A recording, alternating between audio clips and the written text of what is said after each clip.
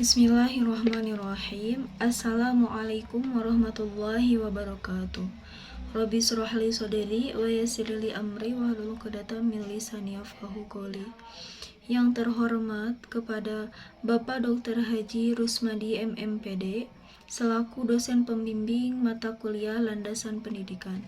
Perkenalkan, nama saya Siti Nur Salamah dari program studi pendidikan agama Islam semester 1 non-reguler dengan nomor induk mahasiswa 0230110084.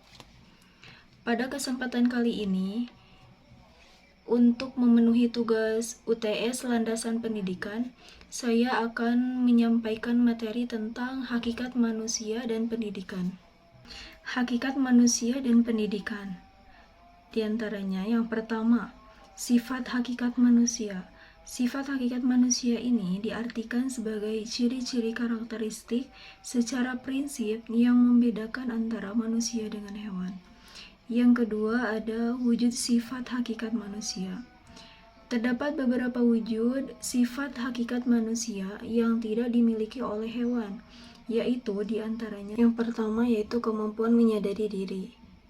Menurut kaum rasionalisme, kunci dari membedakan manusia dengan hewan yaitu manusia ini memiliki kemampuan untuk menyadari dirinya sendiri. Dengan adanya kemampuan tersebut, manusia menyadari bahwa dirinya memiliki ciri khas. Yang kedua yaitu kemampuan bereksistensi. Nah, kemampuan bereksistensi ini mampu menempatkan dirinya dari batas-batas yang membelenggu dirinya. Yang ketiga ada kata hati. Kata hati di sini biasa juga disebut dengan hati nurani, pelita hati.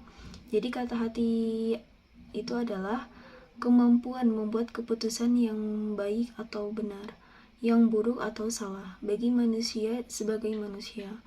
Yang keempat ada moral. Moral di sini merupakan suatu perbuatan menyertai kata hati.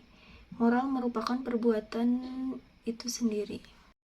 Kemudian ada prinsip antropologis keharusan dan kemungkinan pendidikan.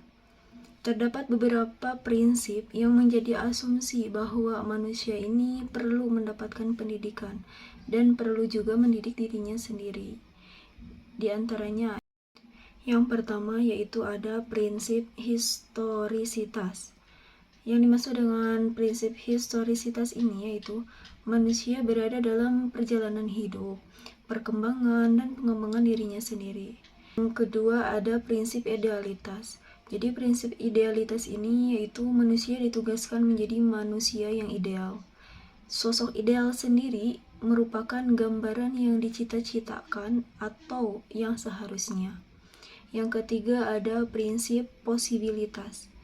Prinsip posibilitas ini yaitu perkembangan manusia yang merupakan hal yang terbuka.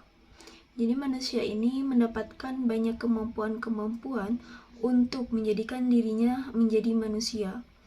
Kemampuan manusia itu sendiri tidak hanya didapatkan ketika lahir, akan tetapi diproses atau diperoleh dengan perkembangannya yang menuju kedewasaan.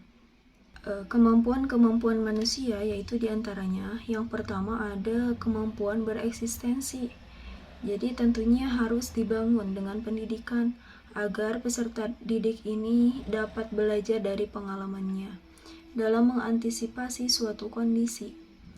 Lalu bisa diprospek masa depan serta berimajinasi kreatif. Yang kedua ada rasa kebersamaan. Jadi tentunya akan muncul di setiap diri manusia. Yang ketiga yaitu melaksanakan kewajiban dan menyadari haknya. Yang keempat kemampuan menghayati kebahagiaan. Jadi kebahagiaan merupakan integritas dari kesenangan, kegembiraan, kesedihan, kepahitan, dan yang lainnya. Selanjutnya ada kemungkinan pendidikan. Jadi terdapat 5 prinsip antropologis yang dapat melandasi bahwa manusia itu dapat dididik. Yang pertama ada prinsip potensialitas.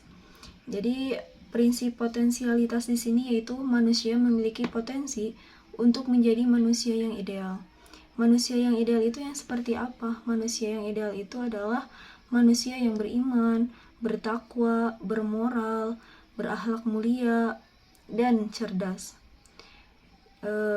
Dan manusia juga memiliki potensi untuk berhati baik atau berbuat baik.